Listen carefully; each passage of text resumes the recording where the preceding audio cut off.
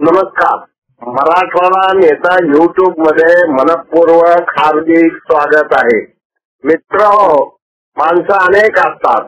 काही माणसं संधी साधू असतात, काही माणसं गोड बोले असतात, काही माणसं बोलाचाच भात आणि बोलाची कडी अशी असतात.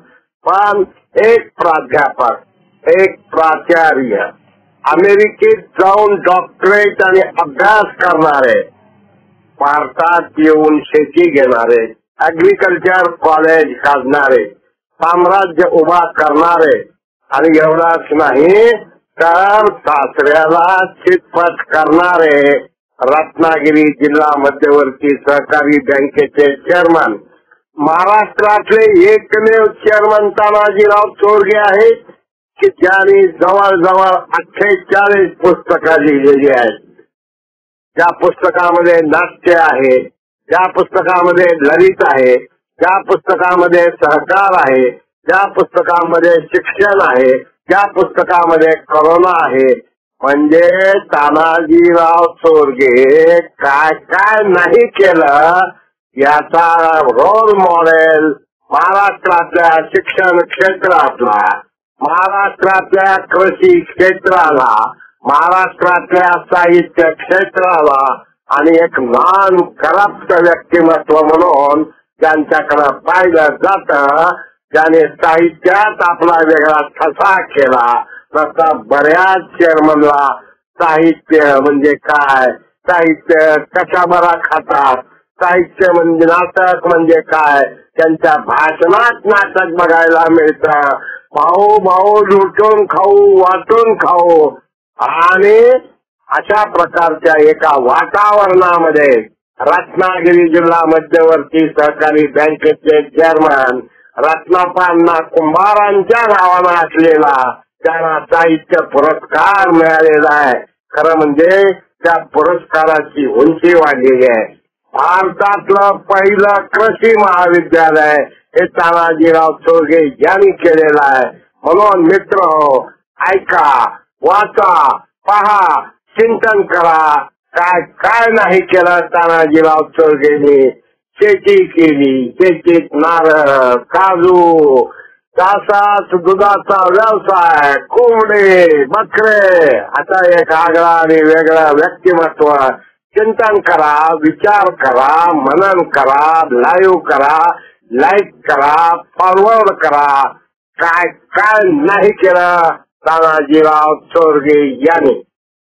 निम शिरगाव येथे आयोजित केलेल्या या ग्रामीण मराठी साहित्य संमेलनाच्या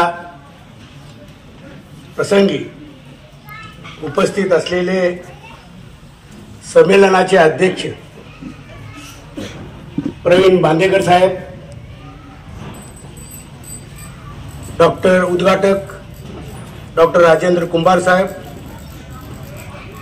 अनिल सावकर मदनाईक, आनंदराव पाटील, हेरवाडे साहेब, डॉक्टर मांजरे, त्याचप्रमाणे प्रदीप पाटील, प्रकाश खांडगे, शामराव पाटील, तसेच रावसाहेब पुजारी, त्यांचे सर्व सहकारी विजय बेडके, शांताराम कांबळे, गोमटेश्वर पाटील, पद्माकर पाटील, अजित सुतार वगैरे सगळे ज्यांनी हा कार्यक्रम यशस्वी करण्यासाठी प्रयत्न केला, ते सर्व आणि सरपंच आणि उपसरपंच या सर्वांचा उल्लेख करणं क्रमप्राप्त आहे. खरं तर सुरुवातीला उद्घाटनाचं भाषण जे झालं कुंभार सरांचं, अतिशय सुंदर आपण भाषण केलं आणि प्रत्येकानं आजच्या या भारतातल्या लोकशाहीची परिस्थिती, असलेली अस्वस्थता समाजामध्ये याबद्दल विवेचन केलं. अतिशय सुंदर असं आपण सांगितलं आणि खरोखर ते सत्य आहे. त्याबद्दल समाजाची जागृती करणे समाजामध्ये गरजेचं आहे, नाही असं नाही. ज्यावेळी हा कार्यक्रम आपण घेतला त्यावेळी सहसा आता या 72-73 वयामध्ये कुठला पुरस्कार स्वीकारणे बरोबर नाही म्हणून मी सगळं बंद केलं होतं साहेब. परंतु माझे मित्र कृष्णकांत खोत यांनी सांगितलं की रावसाहेब आणि पुजारी यांनी सगळे तुमच्याकडे येत आहेत, तुम्ही होय म्हणा. माझा शोध घेत घेत ते आले, परंतु रस्त्यातून मागं फिरावं लागत. दुर्दैवानं त्यांचा छोटासा ऍक्सिडेंट झाला. सुदैवानं कुणाला जास्त लागलं नाही, सर्वांना फक्त हाताला लागलं. तुमचे रस्ते सरळ आहेत, कोकणातले रस्ते वेडे वाकडे आहेत, त्यामुळे येताना फार काळजी करावी लागते. तसा मी गारगोटी, माझं नाव गाव गारगोटी. लहानपणी माझे वडील मला रत्नापा अण्णांच्या घरी घेऊन यायचे, तेही स्वातंत्र्य सैनिक होते. त्यामुळे रत्नापा अण्णांच्या नावाने दिला जाणारा पुरस्कार घेण्यासाठी फक्त मी इथं आलो. त्यातच मला अभिमान आहे. कारण मी लहानपणी राजारामपुरीच्या त्या गल्लीमध्ये ते वरच्या माडीवर राहायचो, त्यावेळी मी बऱ्याच वेळा जायचो त्यांच्याकडे कॉलेजला असल्यापर्यंत. माझं ऍग्रिकल्चर कॉलेज कोल्हापूर इथं BSc ऍग्री झालो, MSc ऍग्री झालो, राहुरीला PhD झालो. नंतर अमेरिकेमध्ये गेलो आणि अमेरिकेतून जाऊन आल्यानंतर मला असं वाटलं की प्राध्यापकाची नोकरी, कारण राहुरीला मी प्राध्यापक होतो, दापोलीला प्राध्यापक होतो, आणि त्यामध्ये मला काही रस वाटला नाही प्राध्यापक. त्यामुळे ती नोकरी सोडून मी कोकणात जमीन घेतली आणि जमीन करायला सुरुवात केली. आणि जमीन करता करता कुक्कुटपालन, डेअरी, शेळीपालन यासारखे उद्योग पण सुरू केले.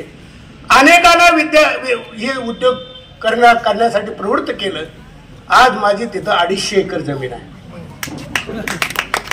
ऍग्रिकल्चर कॉलेज आहे, ऍग्रिकल्चर इंजिनिअरिंग कॉलेज आहे. या वर्षी ऍग्रिकल्चर महिला कॉलेज भारतातलं पहिलं हे मला मंजूर केलेलं आहे शासनाने. पहिल्या 2001 ला ऍग्रिकल्चर कॉलेज सुरू झालं, त्यापासून आज तागायत दर्जा प्राप्त माझं कॉलेज आहे. आमचा निखिल इथं आहे काय, तो माझा विद्यार्थीच आहे, निखिल पाटील. अनेक विद्यार्थी, आता सुद्धा मला एक भेटला, त्यांची मुलगी आमच्याकडे आहे, बहीण काहीतरी आहे. अनेक विद्यार्थ्यांना शेतीचं एक द्वार उभा, पहिलं कृषी महाविद्यालय विना अनुदान तत्वावर महाराष्ट्रातलं आपलं आहे. अतिशय चांगल्या प्रकारे मी ठेवलेलं आहे. माझ्या शेतावर आपण कधी या. 6,000 नारळी आहेत माझ्या, 15,000 पोपळी आहेत, म्हणजे सुपारीचे झाडं, 4,000 आंबा आहे, 4,000 काजू आहे, इथं सगळं आहे, 100 म्हशी गाई आहे. एक शेतकऱ्याचं जीवन जगत असताना मला लिहावंसं वाटलं. माझी 48 पुस्तकं प्रसिद्ध झालेली आहेत, त्याच्या 18 कादंबऱ्या, 6-7 कथासंग्रह आहेत, 4 नाटकं आहेत. आणि मी नाटकात सुद्धा काम केलेला माणूस आहे. गणपत पाटलांच्यावर मी काम केलेला माणूस आहे. व्यावसायिक नाट्य भूमीवर मी कोल्हापूरला असताना काम केलेलं आहे. क्रीडा क्षेत्रामध्ये नॅशनलमध्ये कबड्डी, व्हॉलीबॉल, कुस्तीमध्ये मी नॅशनलला खेळलेला माणूस आहे. आणि थोडं असं वाटलं 92 साली की राजकारणात पण पडावं. पहिल्याच वेळी जिल्हा परिषदेला घाटावरचा माणूस कोकणात जाऊन निवडून आला आणि पहिल्याच वेळी रत्नागिरी जिल्हा परिषदेचा उपाध्यक्ष झाला. आणि सांगायला आनंद एवढा वाटतो की कोल्हापुरी सहकार क्षेत्राची एक पवित्र भूमी असं मी मानतो. त्या क्षेत्रामध्ये मी पाय ठेवला आणि 2007 साली मी रत्नागिरी जिल्हा मध्यवर्ती बँकेचा चेअरमन पण झालो. आणि विशेष सांगायची बाब सांगण्यासारखी नाही, घरगुती प्रश्न आहे, पण चेअरमन झालो तो सासऱ्यांच्या विरोधात लढून झालो. कारण आज जे इथं म्हणतात की जी वस्तुस्थिती आहे, अस्वस्थता आहे, तशीच त्यावेळी सहकारामध्ये आमच्या सासऱ्याने आली.